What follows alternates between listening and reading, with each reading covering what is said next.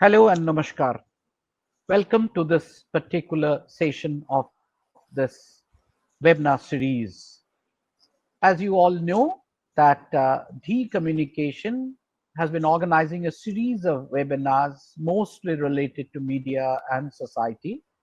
And in today's episode, we are going to have a discussion, or rather an introspection on the media industry as such, not the business of media per se, but not the content which media sends it as output, but basically the people in media, the labor in the media, the human resources in the media. Friends, we will immediately begin, but as we know that in the beginning there may be a bit slow entry of people.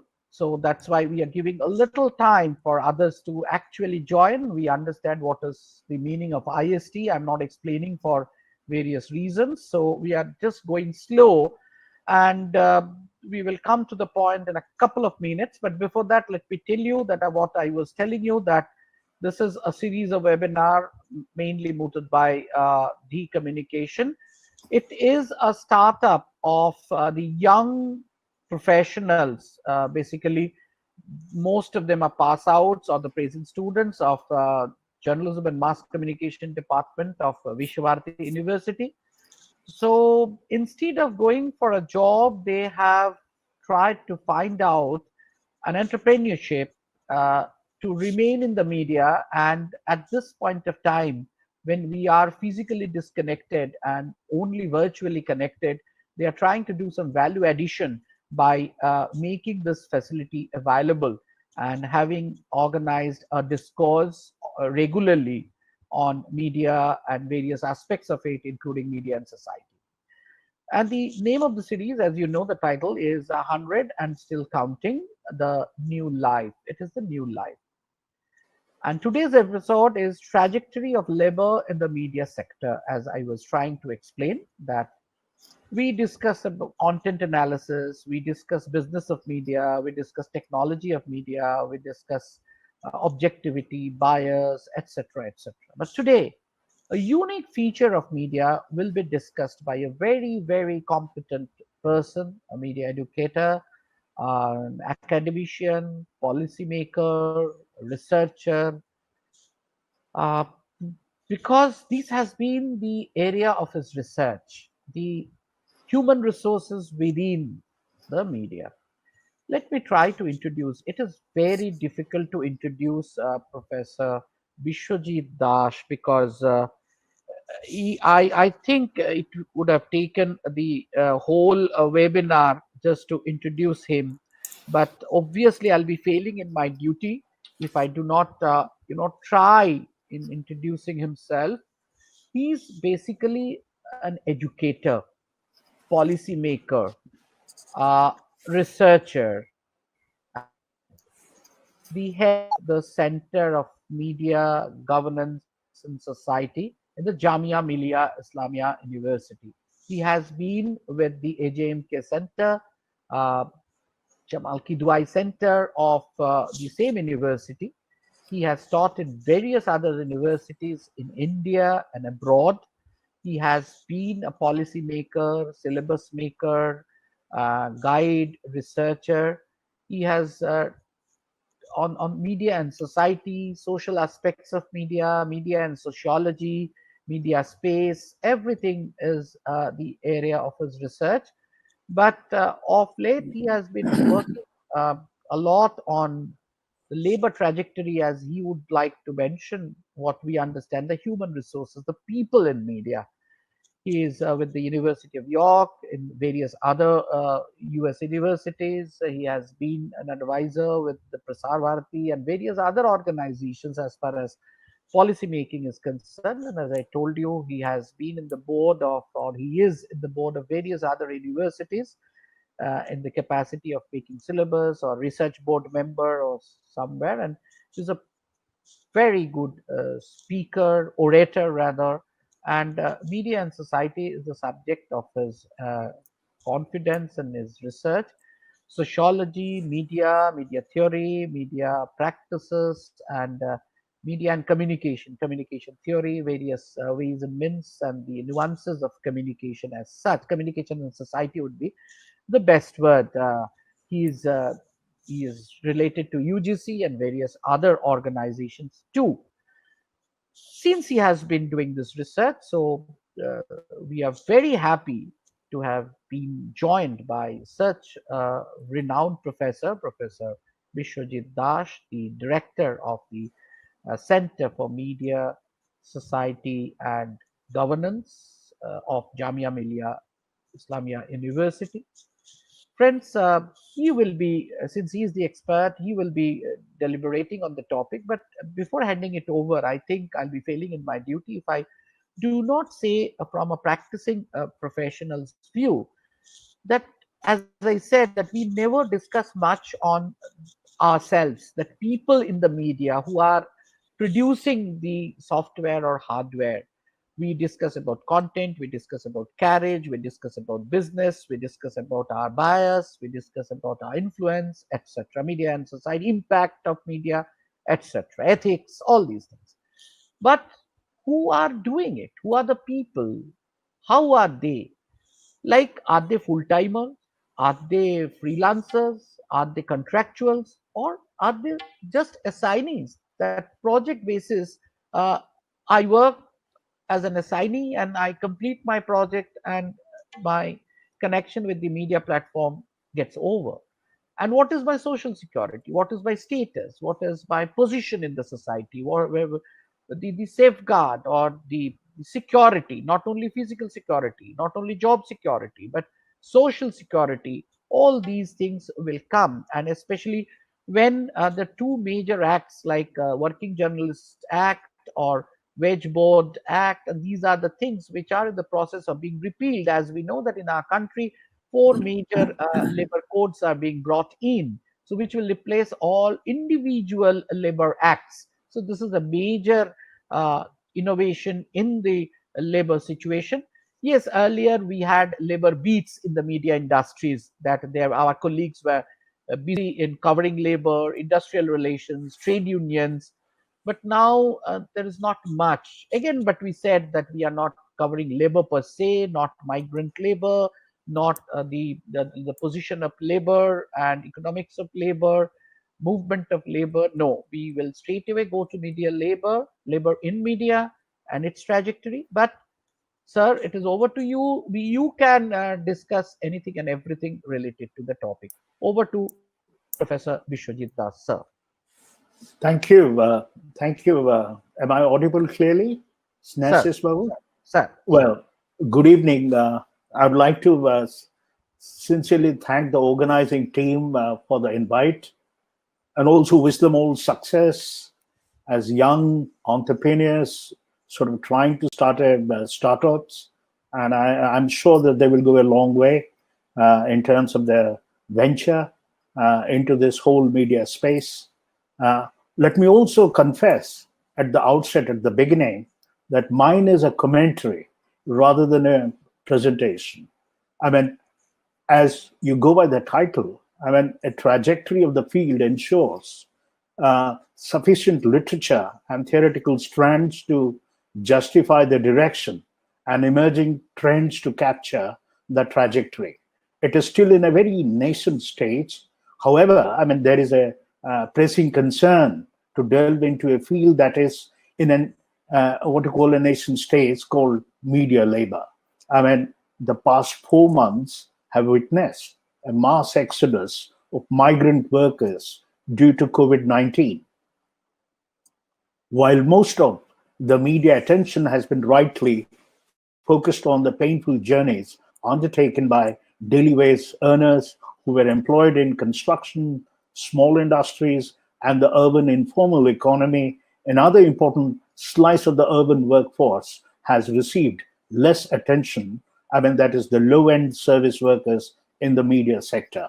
As we know that informality and precarity have long characterized labor across most sectors of Indian economy. I mean, workers too in media sector are extremely vulnerable. I mean, it is a paradox that there is always an inverse relationship between wage and labor in the media sector. In other words, I mean, I would say that those who work more get less wages, be it in print, broadcasting, film, and television industries. Imagine a bellboy who does the entire work in film industry, or the hawker who reaches to unknown places in spite of huddles to deliver the newspaper at the doorstep, are considered as unskilled or blue collar workers. I mean, an actor who comes at the last moment for a shoot gets a higher wages. I mean, even the recent reports by FICCI and other agencies are quite disturbing about the shift in technology and platforms and so on. I mean, these agencies, of course, have a very specific purpose, that is to forecast future business, media business. I mean, hence the onus is on the laborer to skill and de-skill themselves, along with changing times to cope up in the labor market of media. My comments and observations are based on the research activities at the center over the last 1 decade in the area of production, reception, and consumption in media. Besides publications on media economy, cultural history of media institutions, economic history of media, and finally, institutional history of media institutions have been brought out by my colleagues in the center. I mean, the student projects are also a good support in terms of undertaking media consumption for the last 1 decade, who have immensely contributed to the growth of knowledge in understanding labor and consumption in media sector. Some of the projects I would like to mention here, some of the projects on media convergence and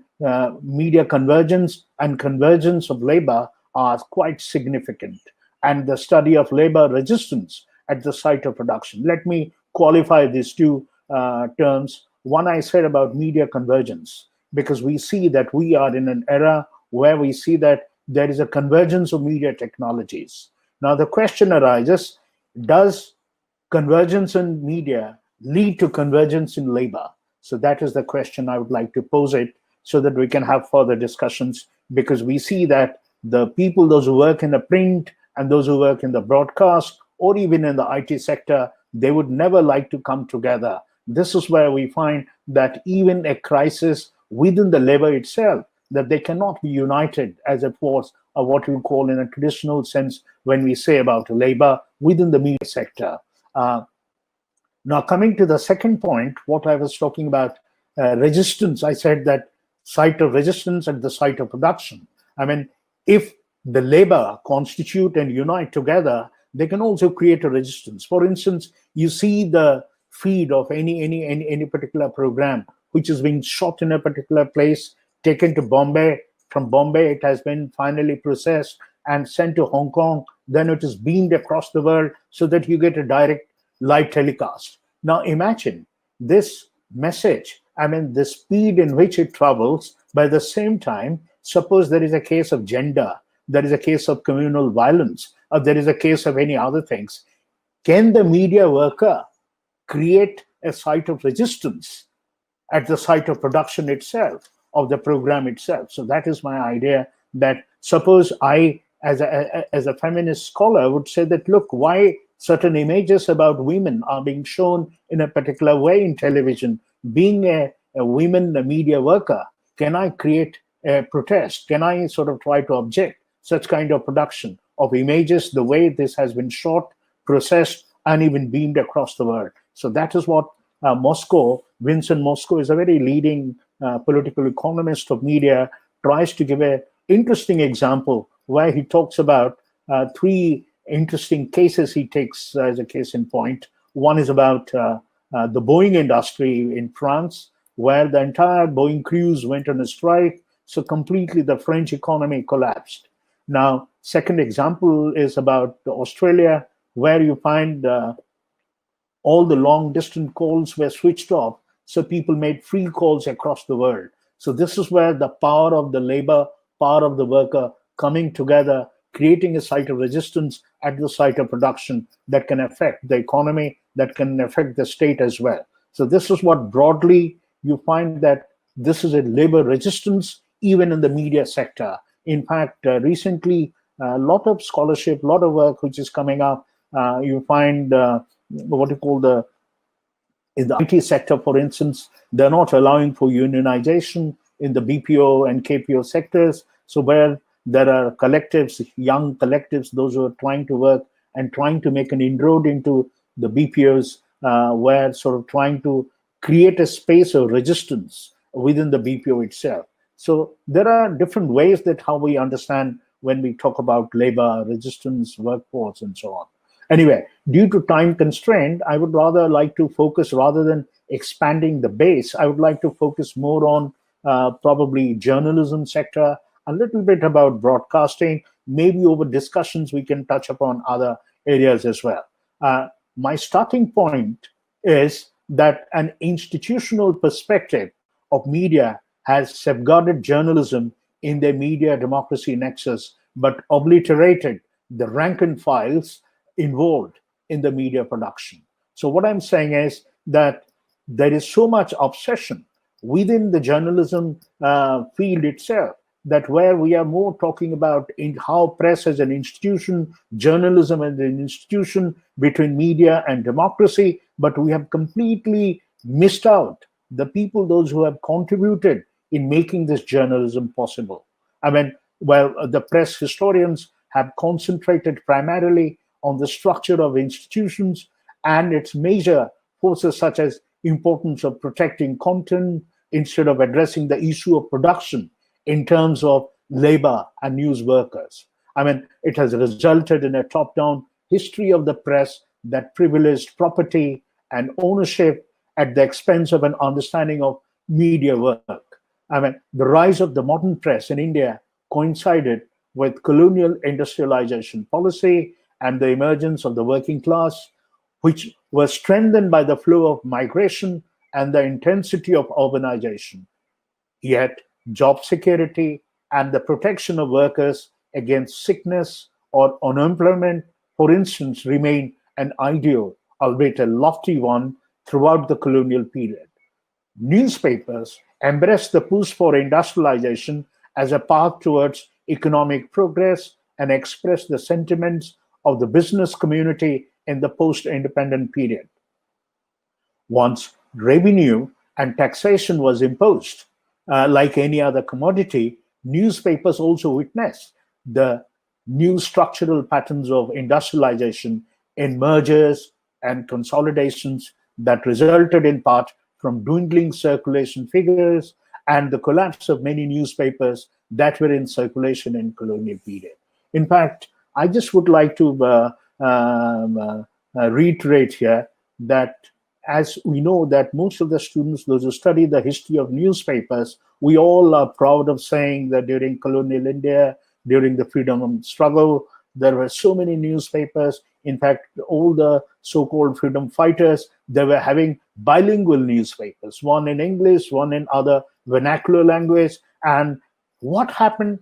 What happened post 47? Where are those newspapers? Probably that remains as an enigma, and hardly we talk about. We just say that they all died, they petered out, and suddenly you find the business takeover came by all these so-called industrialists, like you have Birlas, you have there's so many Dalmias, and so many others, Bennett Coleman, Times of India, and Sau Jain, and so many others. So this is what one of the major shift was. Most of these newspapers were registered under a No Profit, No Loss Act in prior to freedom struggle, prior to independence. But after independence, as I said, they followed a pattern of industrialization and a business, and that is how they run. So I said that once revenue and taxation was imposed like any other commodity, so newspaper hence it becomes a commodity. A newspaper also witnessed a new structural patterns of industrialization in mergers, consolidations that resulted in part from dwindling circulation figures and so on. The ownership displayed a very conservative attitude, particularly towards the unionization of individualistic and poorly paid news workers, and attempts under the terms of what you call the term child labor laws to stop the hiring of underage news boys. I mean, press as a place of employment, an environment of work, and a site of struggle over conditions of labor and ideas of freedom are of less attention. I mean, least attention, you can say. I mean, a history of media workers not only explains the nature and extent of industrial growth in the newspaper industry, but also defines progress in terms of human capital. That is, the investment of labor, knowledge, and experience in the service of media ownership. Any understanding of news work entails activities that ranges from typographical workers and printers and their unions to clerical workers and others involved in the production of newspapers. I mean, the concept of news workers are generally referred to individual and collective actors in the editorial process whose work is based on professional practices that are largely defined and enforced by press ownership. Media work focuses on the construction of realities and helps maintain the institutional part of the media. It involves the labor of journalists, among others, who are hired to perform to the expectations of their bosses and in the name of freedom of the press. The subsequent confrontation between the lofty ideals and the need to make a living becomes an existential question, and the results reflect the pressure of industrial demands and the ability of individual journalists to compromise. I mean, their professional accomplishments are shaped by permanent struggle involving societal inequities, institutional barriers, and personal commitments. Besides, the process of work is typically anonymous and disappears in the product itself. It is also important to remember that the first journalism historians, if at all, the authors of various memoirs, had their roots in the profession. They were trained in neither history nor the social sciences. Rather, they had often left careers in journalism without ever telling their own stories, and therefore without contributing to the professional biography of news workers.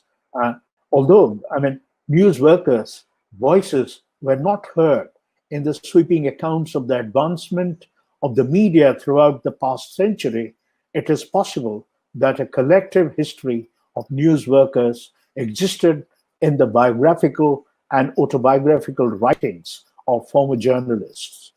Broadcasting sector is not innocent enough. I mean, the colonial government proposed a policy of radio catering to urban, rural, and labor exclusively by early 50s, right before independence.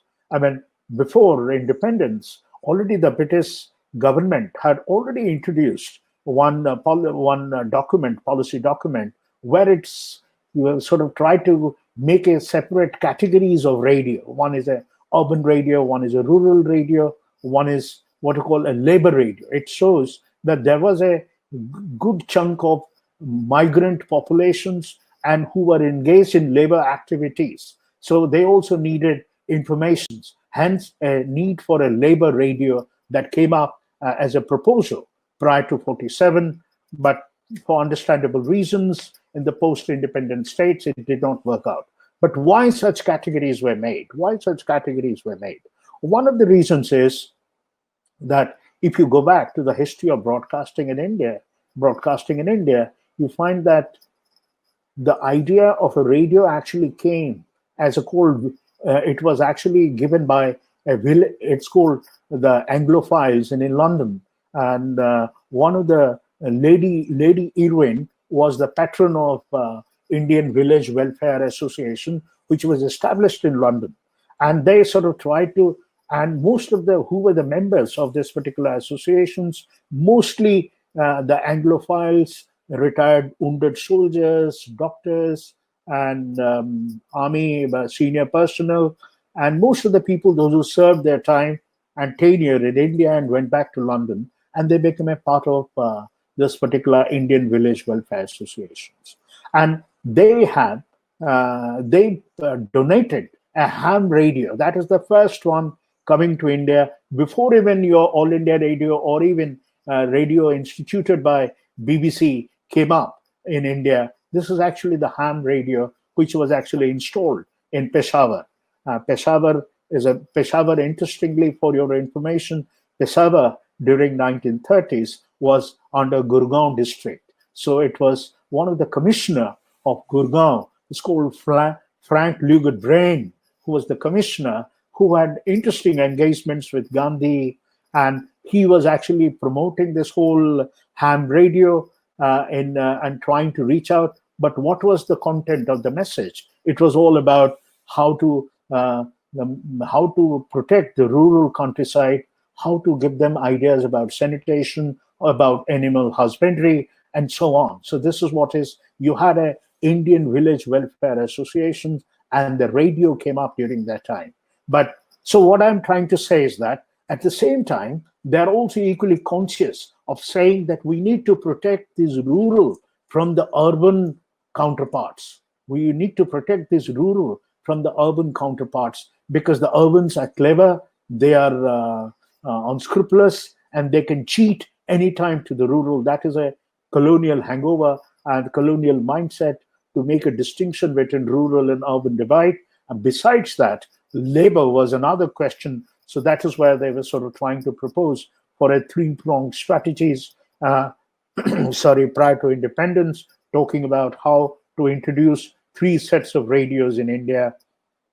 But that never saw its day. Labor radio could not come up. Now, probably this was, not the sense of urgency for the government of the day in the post-independent period. It had in fact its own designs. You find that 50s is a time where there was a massive marginalization of workers or labor in All India Radio itself. In fact, you find that the very introduction of language itself, Hindi itself, tried to marginalize a large section of radio people, workers, those who were in the radio broadcasting sector in India. You find that marginalize a large section of workers. In fact, it was Keskar's policy, the first information broadcasting minister, who in fact started and there are critiques of saying that it's a way of Hinduizing radio. In fact, there are interesting debates between Patel and Keskar. Patel was completely against Keskar's strategy of introducing Hindi. He said that, look, not every region in India is speaking Hindi or Urdu. Even he said that, look, you can't. But in fact, Jugal writes in his memoir this particular conversation between Patel and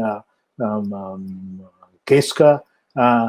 Secondly, the music troops, those who were part of All India Radio, they were also thrown overnight because they were considered that they're gharanas and from Lal Killa, so they're not worth. We need to build this whole. So the whole shift in the gharanas and particular communities, which were also being aimed at. That's what I'm saying. In fact, much before that, you find that after Lionel Felden left India, Bukhari was actually in charge of All India Radio, and who subsequently, after partition, he became the Director General of Pakistan Radio. Bukhari was in charge of All India Radio, and Bukhari had a continuous struggle to ascertain his identity as well as his loyalty to the Britain on the one side, on the other side to the Indians, because he had to also show that he is a part of India, so that he also, there are interesting debates. Probably somebody someday will take up this issue in the in the various debates you find in the Constitution Assembly debates. You find there is a tremendous series of questions regarding communalizing the labor force in All India Radio. That bears testimony to it. The kind of debates, confrontations we already had during 1950s early 50s, so which we can see it. So hence, when we talk about labor, labor means belonging to a caste, an ethnic group, and finally to a gender. The recent writings on history of press and printing shows the vibrancy of what you call the literary and culture scape in Indian society. In a way, it also reflects the scholarly, literary, and entrepreneurial talent in the early years of press in India. It was as much an entrepreneurial as intellectual. The idea of print and press generated a new profession and introduced a distinctive figure in the colonial public sphere. Authors of fiction and men of letters in general served the same printers. In fact, it was sometimes difficult to distinguish between the kind of contributions that were printed in newspapers and those printed in other publications, like such as books and journals, etc. In the last decades of the 19th century, however, publishing in general was in transition from loose and informal arrangements to a more formalized work organization. An emerging new journalism focused on a variety of news for a heterogeneous audience and more regular work routines for newspapermen, news workers, journalists, or whatever was the favorite term for an aspiring profession. And this was a new breed of writers for the 20th century, quite different from the gentlemen, publicists, and literate of most of the 19th century. Media work focuses on the construction of realities and helps maintain the institutional power of the media. It involves the labor of journalists, among others, who are hired to perform to the expectations of their bosses and in the name of freedom of the press. The subsequent confrontation between lofty ideals and the need to make a living becomes an existential question, and the result reflects the pressures of industrial demands and the ability of individual journalists to compromise. In fact, Andrew Otis, a young scholar who wrote a book called India's First Newspaper, it's on Hickey's. He provides a very pithy description of an untold story about India's first newspaper in Bengal. What I'm trying to say is that the historical narrative focused on the editorial role of journalism and constructed the press as a moral leader in society, disregarding a different, less uplifting or restorative function of reporting. The desire to identify with the glorious potential of a working relationship between media and the idea of democracy is reflected in the subsequent representations of media and their development in India. In fact, the actual process of news work, however, remained a peripheral concern, particularly as its practices are often uncontrolled, dubious, at variance with notions of ethical conduct and not necessarily utilized in service of the image of communal or national leadership. In fact, the strained relationship between the press and organized labor is a congenital condition that emerged in the anti-labor attitudes of media ownership and is reinforced by a general lack of labor and union reporting, except in the sensational context of strikes. This antagonism is neither new nor surprising. As reported in the first press commission, the All India Newspaper Editors Conference was interested only in the editorial aspect of the newspaper. On the contrary, the other two associations were concerned with the business aspects of the industry. Surprisingly, newspapers were the members of these associations, but not individual members. There were occasions where both the associations took joint action regarding fixing of minimum wages for journalists. However, these recommendations were not mandatory.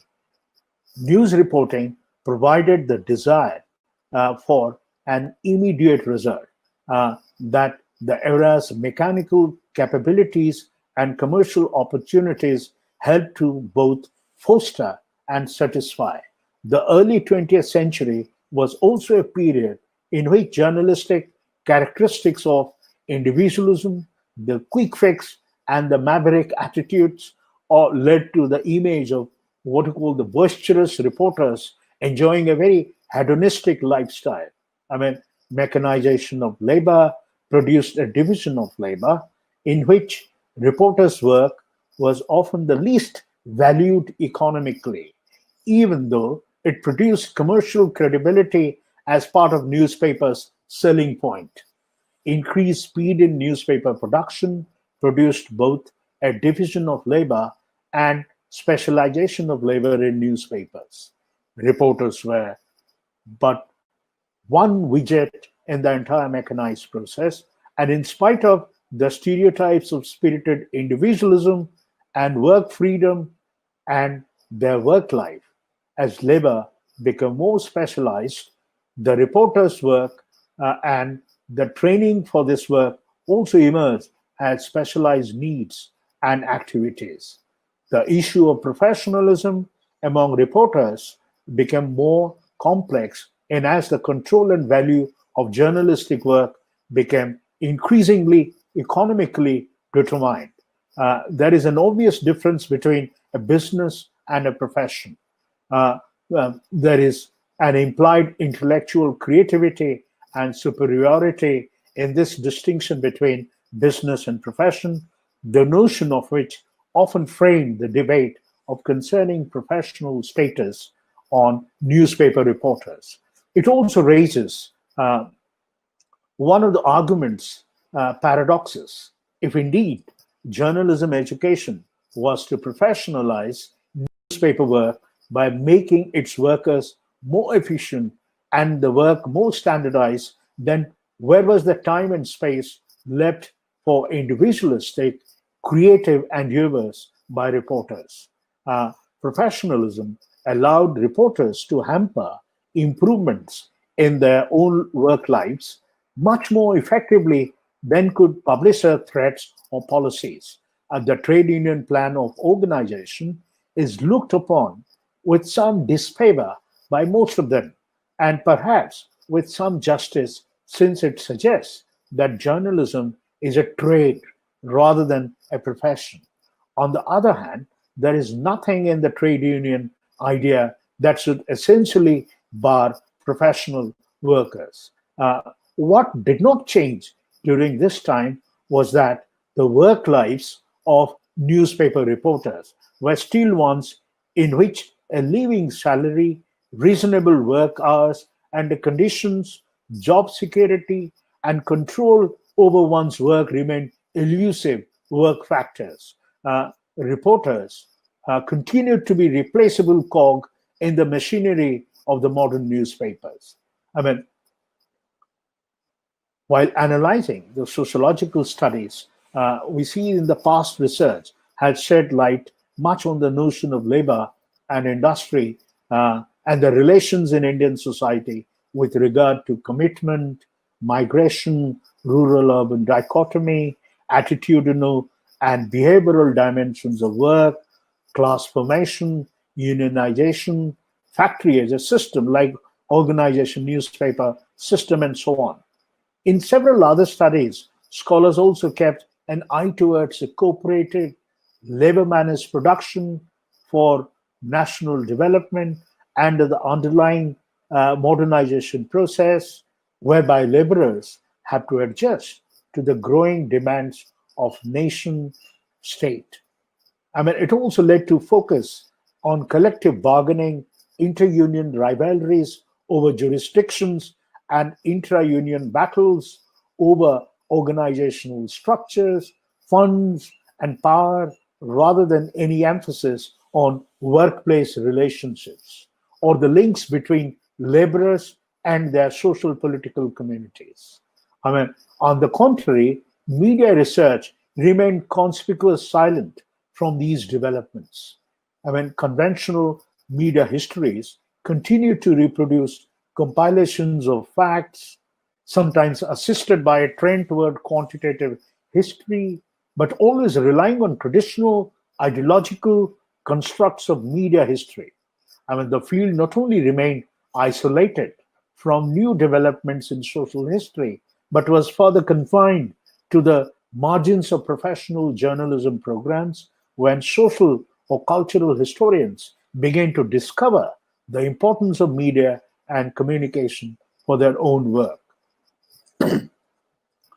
The lack of a labor perspective of media history is also related to a more general neglect of media and communication histories of marginal groups whose experiences never acquired social or political weight and whose significance in terms of serving the need for institutional biographies of power could therefore be considered minimal at best. In general, considerations, for instance, we talk about considerations of a Dalit media. It also followed the traditional methods of producing series of institutional biographies. They became social or caste phenomena in a prominently upper caste Brahminic media culture, suggesting that media history is a product of the cultural consciousness of its time. I mean, considerations of Dalit media have also been driven by economic determinants, which help reinforce prevailing notions of media as a viable economic enterprises rather than as a cultural institution. Yet, the historical bias of cultural studies toward the conditions of society promises a new opportunities for understanding the issues of class, caste, and gender within media history. In fact, we were talking about now a lot of discussions going on about that. What is the caste representations in the newsroom? I mean, this is nothing new. This is nothing new. In fact, if you recall the debates or refer the debates in feminism, you find after Betty Friedan's feminine mystique, that is how the portrayal of the second you find second wave where it has been talked about what we call Gay Tuckman, who talks about how there is a symbolic annihilation and trivialization of women. And in that context says that probably the more women participate in the press, there will be a better image of the women. But that is not necessarily true, or that may not be true, because after all, who controls press? Who controls press? So that is also equally important. That is the ownership we are referring to. I mean, a cultural media history requires a different look at the contemporary conditions of journalism and demands a new sensitivity to expressions of cultural identity while it examines various media and their social uses. The writing of a cultural media history as a critical history, however, also exposes and reassesses the ruling assumptions of liberal pluralism and analyzes the relationship between state, journalism, and society. I mean, such a research agenda is not only ambitious, but difficult to operationalize in an increasingly conformist educational and academic environment because it questions theoretical assumptions about freedom and democracy and emphasizes the process of work and the place of labor. I mean, for instance, the proximity of journalism education to media industries coupled of late with a new sensitivity toward the demands of commerce and industry to implement practical courses and address professional concerns in university curricula. I mean, it may have created a real or imagined political climate that affects the practical commitment to any sustained and substantive discourse on labor and media ownership.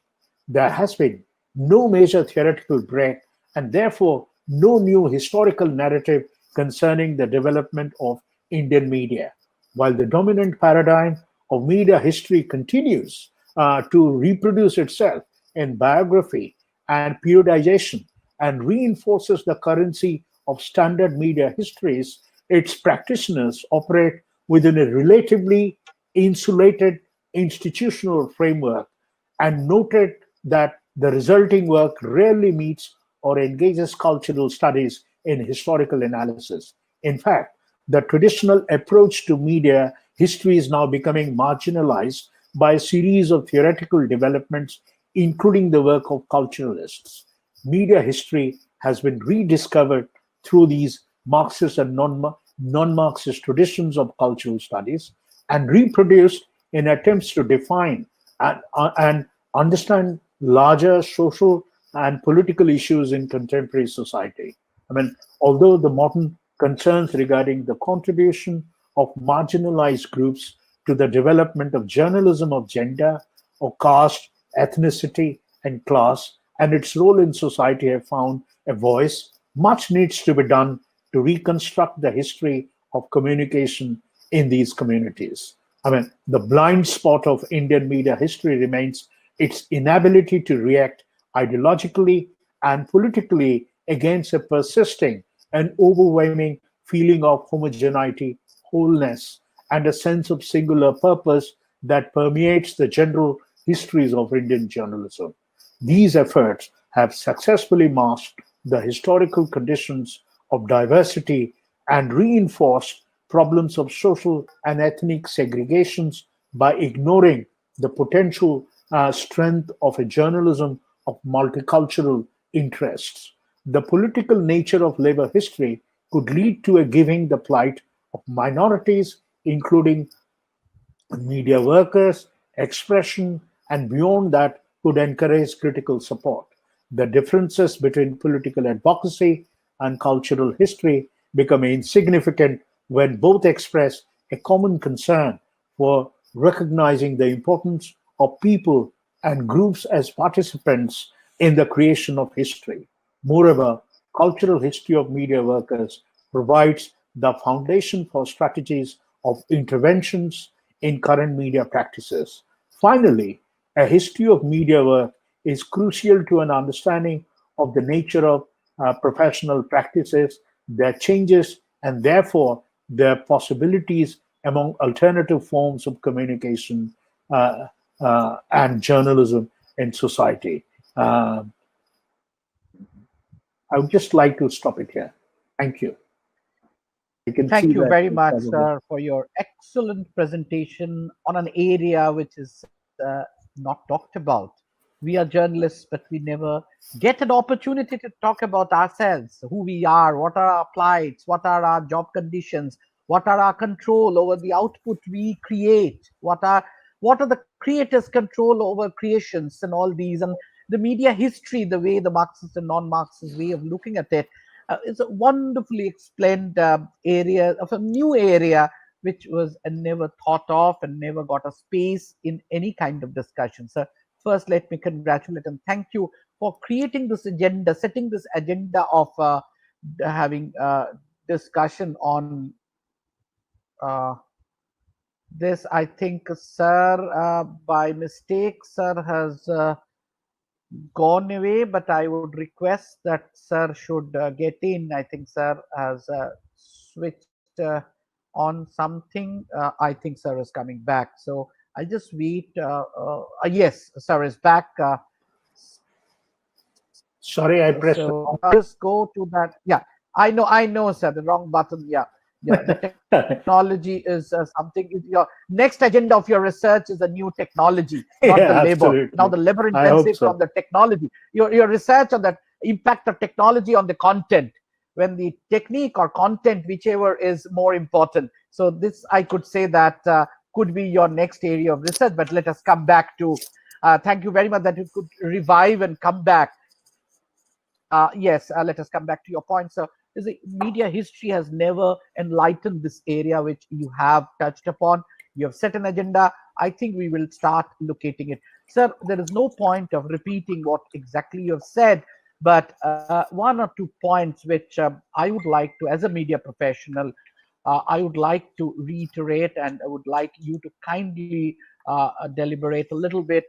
One is that we understand that convergence of media, it had to converge. media convergence is an in thing. Like, no newspaper will allow its readers to be left from the purview of the newspaper throughout the day. That means in the morning he is getting his alerts from one organization.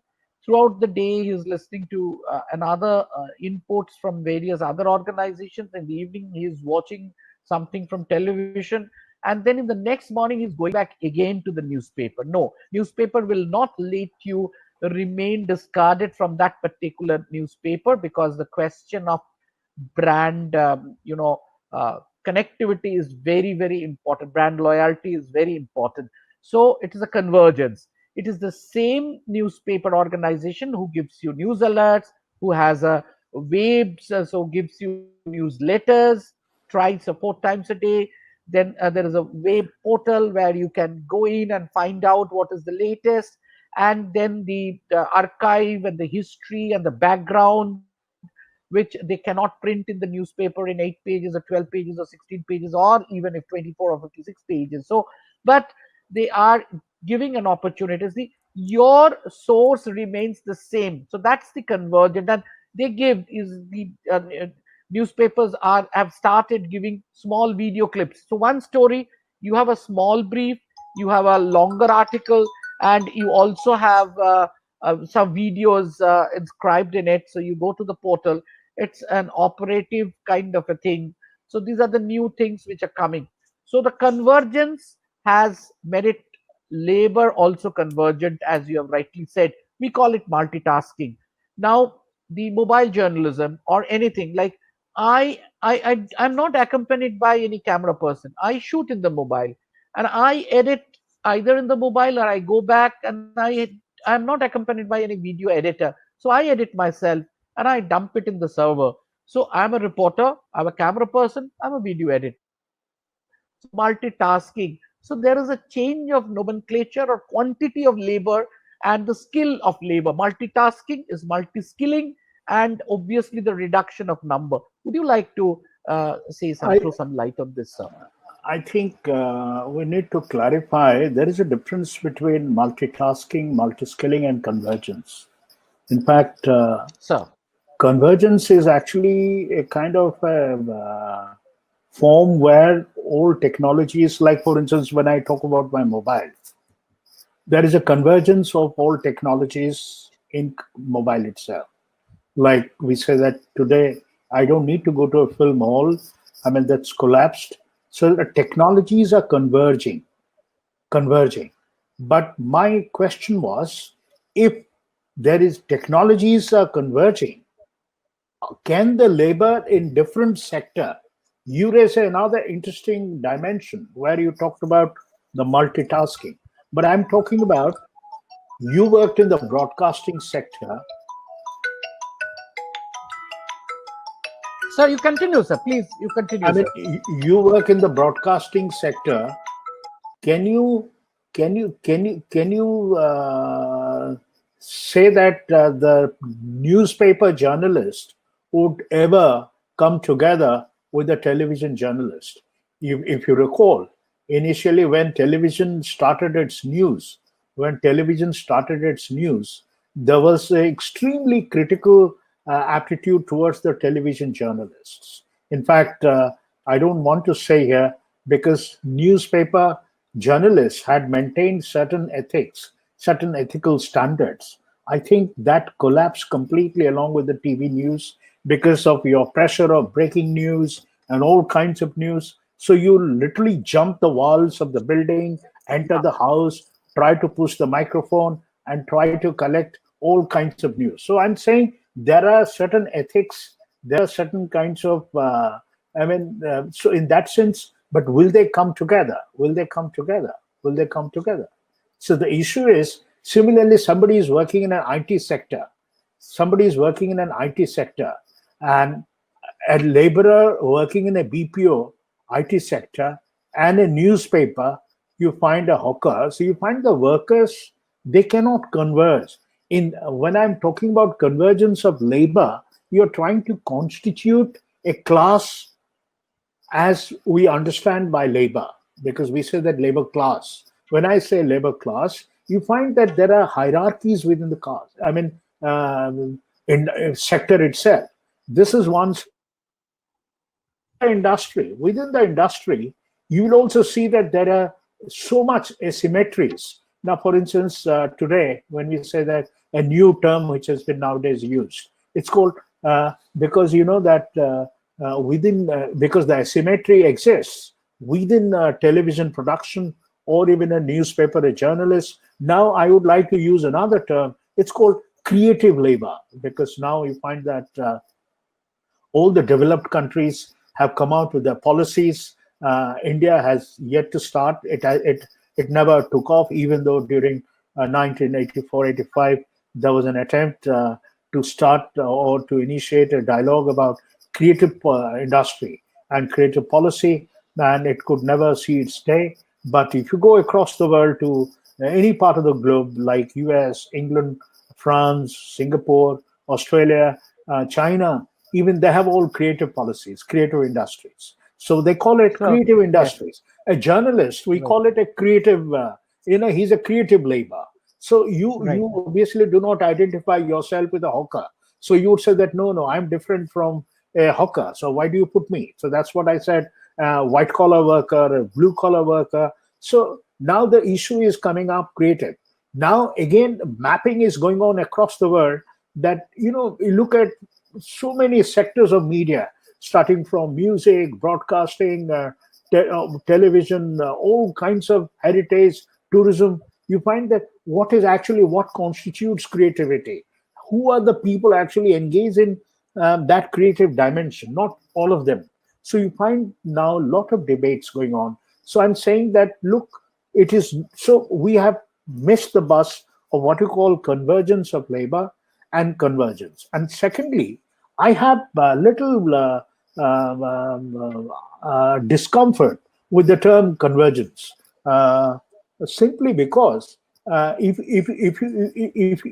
mean, convergence has been much more celebrated by literature of journalism. I do not think an economist would be very keen to use the term convergence. I mean, why an economist would say that, look, you mean to say that film has collapsed, film economy has collapsed, and radio has collapsed? They've all come together as a one single sector. They don't have a business. So for an economist, it is a completely an irrational logic to talk about convergence. But however, in media journalism, we celebrate very fast without understanding the concept, deep understanding about the concepts, and we popularize, like we talk about today, convergence journalism, right? which is a fashionable lean. But I'm Thank a you, little sir. skeptical about such terms. Thank you, sir. Since this new idea that it's clarified, and we would like to have your views on this, and to our other attendees, as I have initiated and Uh-huh. question answer. Most welcome. We have received questions by go 1.5 hours, so there will be opportunity to answer as many questions as possible. This I'll take just a couple of minutes in raising a couple of other points which sir has already raised.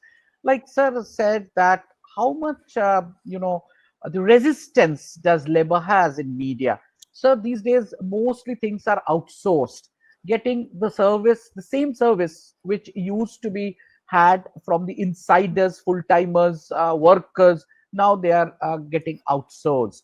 So obviously there is a little chance of showing a resistance. And you have nicely referred to another point, sir, that suppose I personally is creating something as a mandate of my hierarchical boss, and I personally don't subscribe to the idea, the portrayal of women in media, put the stigmatization or etc., not only to women, not only to other issues which I do not subscribe, but I'm compelled to contribute to that. So these are two very interesting issues with reference to the obstruction, or what you have said, that the labor's unity in showing that obstruction or showing that difference. Sir, would you kindly speak You on that? see, I think media sector never, as I said, pointed out, Probably media sector is the only sector which never allowed for unions, which never allowed for any unionization. You find in other sector there is a strong Technically, unionization. unions are there, but still, No, those unions have no teeth at all. You find because it is a still a kind of a cottage industry which is run by an individual, and then it completely can smash, can do anything. Hardly you see when there is no union, there is no collective voice and bargain. So the question arises that look in that context now, along with now the worst thing is the post globalization, a neoliberal economy where you are talking about more and more different kinds of arrangements with the labor, or even not only in general, and also within the media sector. What you are rightly pointing out about contractual labor and all kinds of labor outsourcing and so on. Everything is outsourced. Even the public sector is also outsourced. Forget about media sector. I'm saying that we take all outsourced so that I don't have to ensure that he will get a job or she will get a job. So you outsource it. So this is how the whole economy is running. The question is, because globalization has its own demand, I would call it the post-welfarist economy. The post-welfarist economy in a neoliberal setup is the question is that you do not make anybody permanent. It's like a BPO sector. Like BPO sector, you hire and fire. The question is just give a 15 days or 20 days notice and you can throw it out. In fact, it reminds me in the media sector. I remember a colleague of mine who applied for a job. I never knew about it. Who applied for a job, and he worked in. Was a leading scholar who wrote 2-3 books on your Star Anando, and so many others. He has written books. You can now you can know him now. He's also teaching now media abroad. He applied for a position, and the office, in like any other university sector, they asked him about his documents, and he said that they said that you give us your employer's employment letter that you work for 10 years in this and this organization. He said, you see me everywhere in the television. You see all the YouTube, you will see me there. He said, we are not interested in this. You give me the letter. And he never had a letter. He never had a letter. He worked for 10 years, 15 years, but he never had a letter. So this is what I'm saying, how this duplicities and the way this media organizations are working. I think it's already pointed out. I forgot to tell you that most of these newspapers, they run what you call fictitious names, so that tax evasions, and this is where so many other names are there involved. So there are a lot of that one doesn't understand. There is no transparency. I think that is the reason why my center wanted to do not only governing media, which is also equally important, also extending governance to the other spheres of social life, because it is equally important. It is equally important because you see, it reminds me in one of the information broadcasting ministry when I was a member. It reminds me that Pranab Mukherjee, when he was finance minister, and most of these newspapers, they requested him to bail out from the debt, and Pranab Mukherjee told them that you submit your audit, and then I will help you out. And it was shocking that except one newspaper, no other newspaper, so-called metro newspapers, could submit their audit reports. So this shows the kind of violations and the infringement in all handling of finances that goes on in the industry. So one never writes about it, one never does research on it, and one never sees the finance mode of it. So the question is, the journalist becomes a moral custodian about writing about morality, ethics, and civics. See, it has no meaning. First of all, you need to also understand the place where the workplace and the environment where you work. It is very important. I mean, without understanding that, we start talking about I in a think, very sir, you have macro raised terms. a very, very pertinent question when we put fingers on one finger, there are three pointed to us. We must set our home right first, and then we say that this is not being organized properly and things like that. I had other questions, especially the heterogeneity of labor in the media, sir. As far as the wages is concerned, someone is not getting even 10,000 today, and someone is getting a couple of lakhs of rupees in Indian media. I understand their skills and their celebrity factors and other things are there, but that's an issue we will talk a little later. I would like to give the opportunity to the people who have just asked some questions. Let me, I'll just read out the questions. So, with your Okay. kind permission, said by Dr. Ritu Sharma. She says the cultural trajectory of the labor in media is intertwined in economy and behavioral aspects of the society. Will this be then convergence or divergence from the real issues of socio-economic crisis and intersectionality?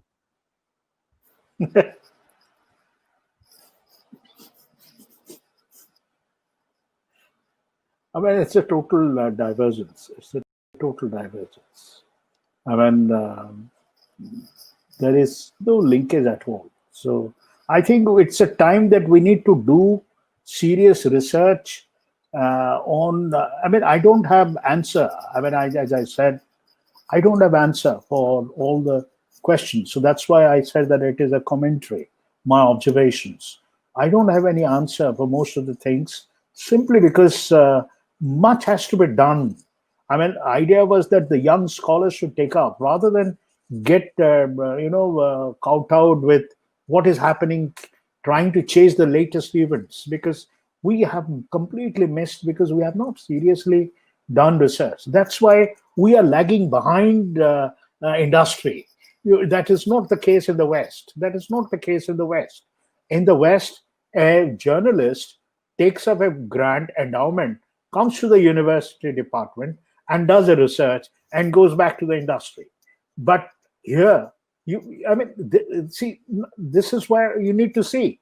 You spend 10 years in your industry, and you, on the basis of your practice, you'd like to reflect and write something. You come back to the university, bring the money, and do the research, and you write a book, publish something, then you go back. So that is called industry academia nexus. It is not the other way, the way we talk about, like every day I have to put a tick mark whether we have a industry academia nexus. All rubbish. Nothing is happening. Nothing is happening. But sir, Some we industry know that the endowments are not much available. I don't want to say that they are not available. Such sabbaticals are now coming up. People are taking, and sir, the rate of attrition is a bit higher now in media, and the burnout is very high. So after 10 years, 20 years, many people would like to go and do some research rather than reporting or making up pages or editing absolutely, things on a daily basis. absolutely, yes. That's true. I mean, the knowledge which a journalist gets by virtue of being going to various places, the first-hand information, the ground realities, it could be linked forward or backward with the theories and academia. But the endowment, whether the university gives this opportunity or vice versa, the journalist gets an endowment from somewhere. It's not zero, but it's not very common as we see in the West. So I come to the second question. The second question by Krutim Bhattacharya, and his question is: how might we explain what's wrong about the exploitation in media under capitalism to someone who wasn't convinced? Should I repeat the question? Yeah. How might we explain what's wrong about the exploitation in media under capitalism to someone who wasn't convinced?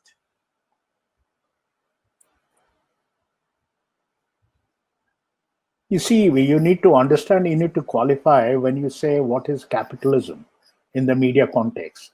That you know that there are logics of capitalism. The press or the media industry is run in the logic of capitalism. So, because of the logic of capitalism, then you need to understand that who's exploited and how is exploited, what is the nature of relationship, and what is the source of income, and what is the revenue pattern. You need to do a larger study to justify. Exploitation is basically in terms of the work and in terms of the work profile. in terms of your relations. I mean, you need to do a larger political economy study in terms of understanding when you talk about exploitations. So Thank you, you sir. need, Next question, because there are a couple of questions which are coming. We should give the opportunities to the people who have asked the questions. Dr. Pranto Pratik Patanayak, and his question is, will this narrative of labor in media industry gets subverted when we talk about alternative media that has come into being, like Dalit Dastak video volunteers? Thank you so much for this interesting and informative talk. Yes, I was also asking, when you said Dalit media, it is an alternative form of media. It's not traditional media, it's not mainstream media, but an alternative media. So, in terms of your media labor discourse, where do they stand, the alternative media? So, I think when you say Dalit media, probably you misconstrued the idea that I also mentioned in my lecture about Dalit media. Uh, Dalit media, the initial debates when it occurred on Dalit, well, I remember when Dalits were sort of trying to discuss about media, they were basically trying to remain away from the mainstream media. But at the same time, they were also equally looking for finance. But what you are talking about is a video format.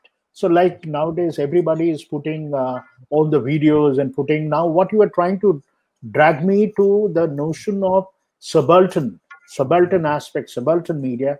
What I'm trying to say, of course, you need to labor. When I'm saying labor, now, as I mentioned about the whole cultural history, we need to do more studies so that we understand a gender, a caste, a Dalit perspective of media that will all come together, that will enrich the whole idea of labor.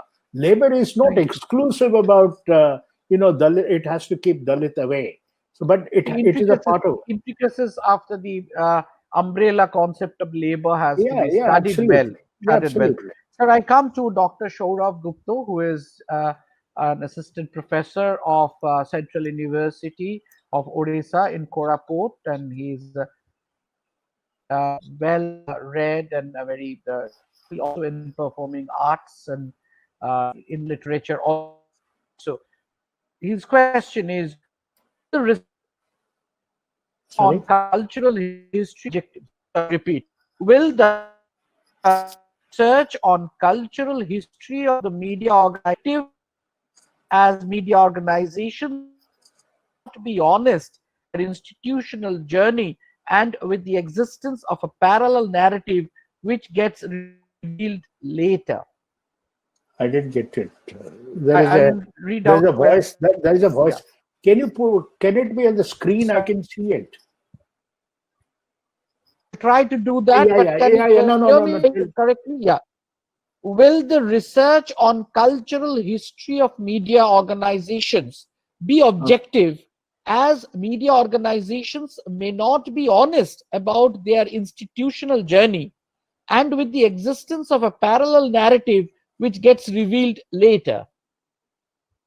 Well, I mean, the question is it also depends. It also depends. I mean, people who have not done cultural history of media, in fact. I mean, if you talk about whole Raymond Williams' work and talking about cultural history, and even look at the eminent scholars, I did not mention about it here, like bringing this whole E.P. Thompson's, then subsequently Eric Hobsbawm, or even you talk about the other scholar, E.P. Thompson, Eric Hobsbawm, you find that there is a whole culturalist narrative which has come up in a very big way and doing research. The question is how, to what extent organizations are transparent. I mean, I agree with you. How organizations are transparent. Indeed, I agree because I mean, simply seeing the website, or even checking their data through the SEBI files, is not enough because the transactions of business, the whole things happening today, like television, you know that there are 600 television channels, and out of that, almost 599 channels are literally sick units. But in spite of that, they're running. In spite of that, they're running. So what are the transactions? Where from the black money is coming? It's very difficult because there's a larger game plan which is involved in it. It's very difficult to decipher. But however, one should not give up. As a researcher, I think one should not give up. And if you can dig one nail there, probably that will be the history. That will be the history. So So I'm saying that one I should. come to Mr. Bidu Dash. Media grew as industry when passion was translated into profession. Historically, labor is free in media sector in India. Hasn't the scope for paid labor increased for the middle class youth? Sorry, I didn't get you. He said media grew as industry when passion was translated into profession.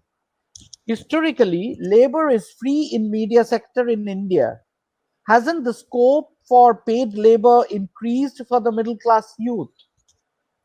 It has. It has indeed. It has. It has contributed immensely because for the first time, the idea of an institutionalization, a professionalization, which took place, so that look at it has given rise to a contribution in terms of the middle class youth. I mean, it is the middle class today. You see, there are. Well, look at Delhi, for instance. There is a substantive workforce in the media sector today. You find whether you go to Badusa, Jafar Marg, or you go to Noida. I mean, these are the media hubs, and you see quite a chunk of middle class population involved, youth especially, are doing jobs. I mean, I know that Jamia students are doing very well in terms of catering to all these, hubs, and they're all getting jobs. No matter how much you are paid, that's a different issue because the entire thing has come down because initially in 1990s you find that the amount of any fresh graduate postgraduate, the salary which a fresh postgraduate was getting was unthinkable, unthinkable. But today you find that the industry has gone in such a big way. They don't want to hire a certified dignified from any dignified institution. They want somebody who can do, as you rightly pointed out, multitasking. You can also bring the glass and bottle water as well as clean the table, then also take the camera and do the work. That is a multitasking work. So I'm saying that look, that is the level today the industry has come down. So you find that basically they want you, but people are happy with this and they are doing the work. Sir, I come to the question of Orko Prabhu Chattopadhyay.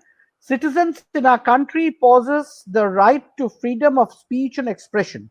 Institutions don't. So individuals employed in a media house are made to use their freedom of speech and expression according to the overbearing agenda. Is this a case of purchasing rights? Should there be a safeguard against this? You see, if you recall the 2006 bill, 2006, the broadcast bill, and that bill has not yet been never seen the light of the day. Yeah, that bill has not yet materialized.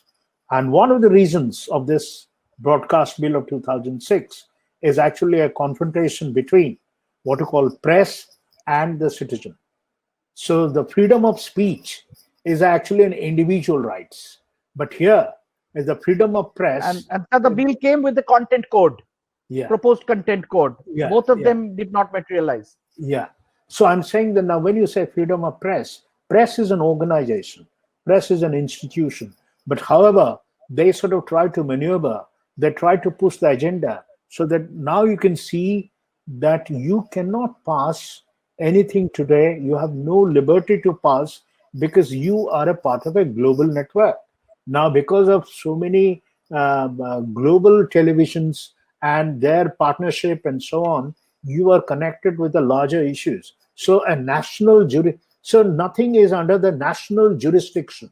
We live in a state of comfort by saying that we have a constitution, but that constitution has no meaning in the larger construct because the jurisdictions have gone, it was called in a transnational site of, now you cannot take it in a national has made us global. Open Sky has made us global. And again, the cliche term of McLuhan, is that we are in a global village. So So anybody it's in actually communication and the theory site will of the always site of remember. jurisdiction has shifted from a national to a transnational sites. Right, sir. So the Right. context doesn't arise. We come to the question of Lokesh Chakma. Questions and other works across the audiovisual industry belong to the unorganized sector. Given the present circumstances, where do the rights of labor stand?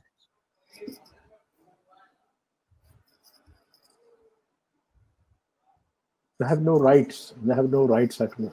They have no rights at all. It is unfortunate. They have no rights Yes, at all. unfortunate. The sector may not be an unorganized sector. Location, the sector could be media and entertainment sector, which is a very organized sector. And so far, before COVID, the growth rate CAGR has been much higher than the growth rate.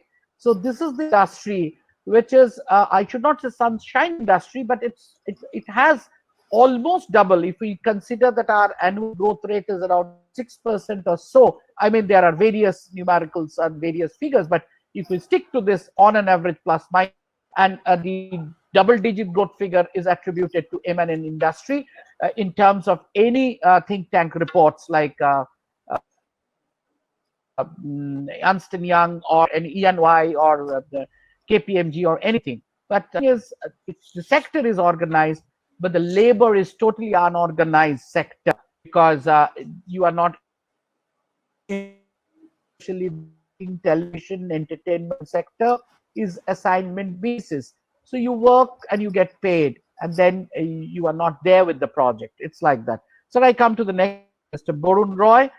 How effective can new media be in countering media run by big media houses and empowering alternative media run by individual journalists? You see, this whole new media, what you talk about already, there are a lot of studies which were done in the Arab Springs, and the way Arab Spring, as you know, that Arab Spring is a total American creation. I mean, it's not something happened. It's an American creation, and it was launched in Arabs to dismantle.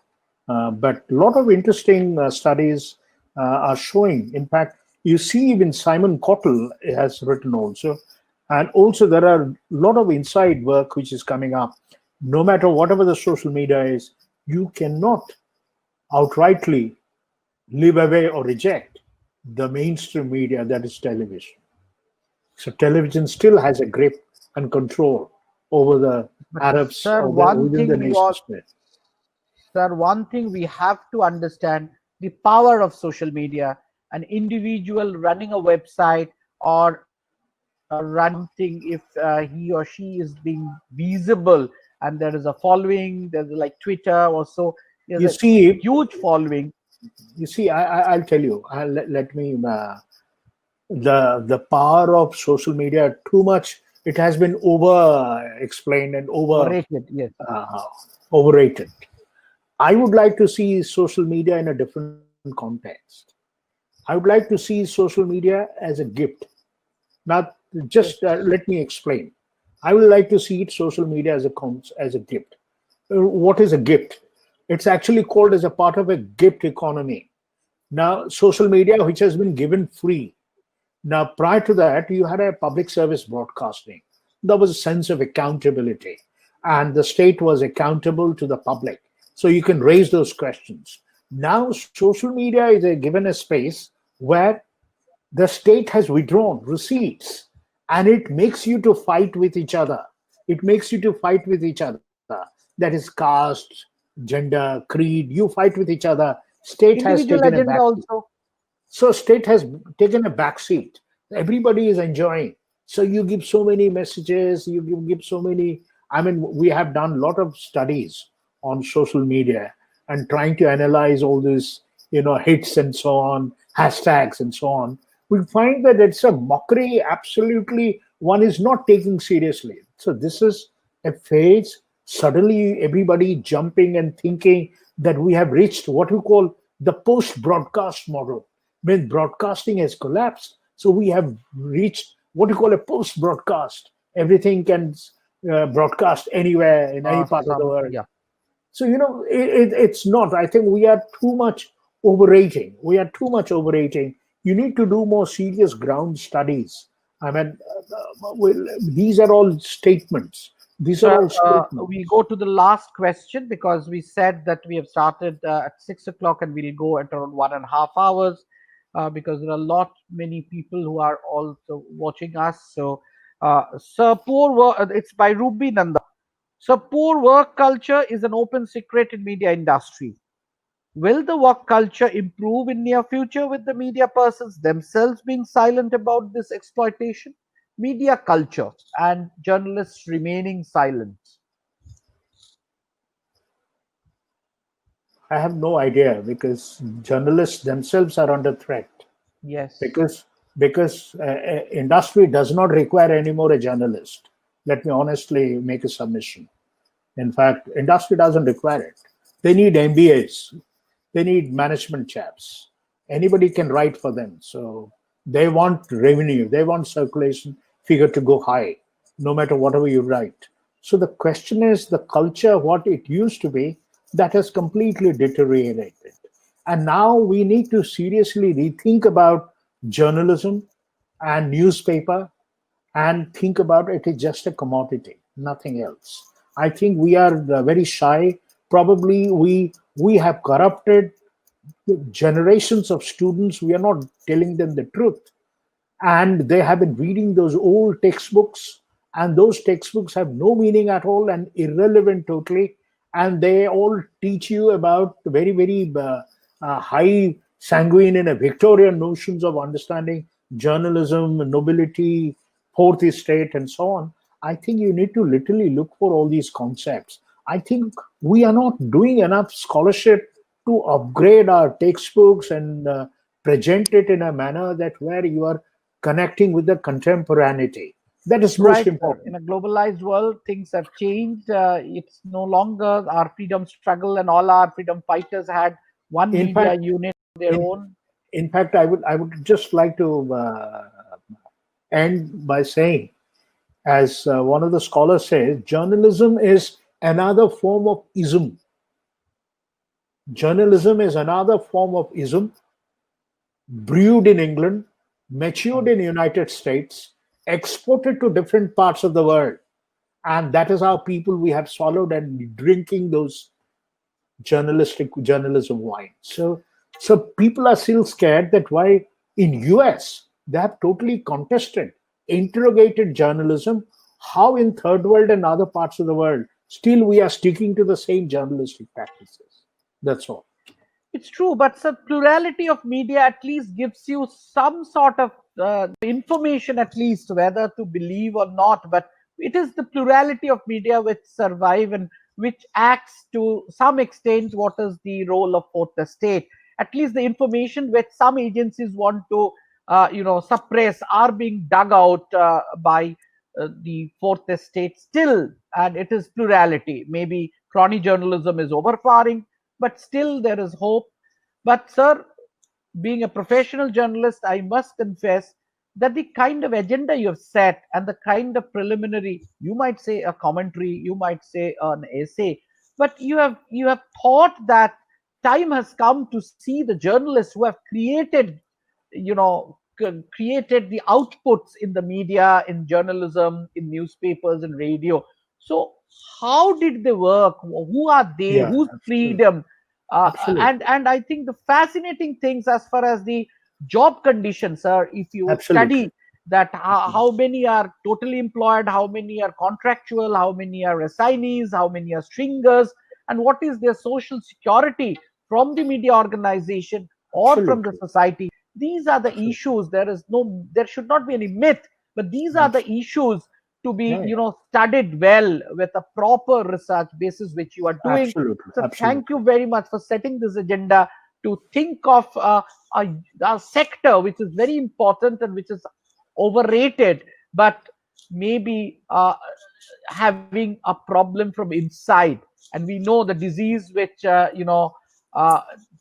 creates problems from inside can create what we understand. But at least you have thought of studying this, and after the study, there may be a cure, but the huge change is taking place. The concept of media, the concept of media industry, and the alternative media, social media.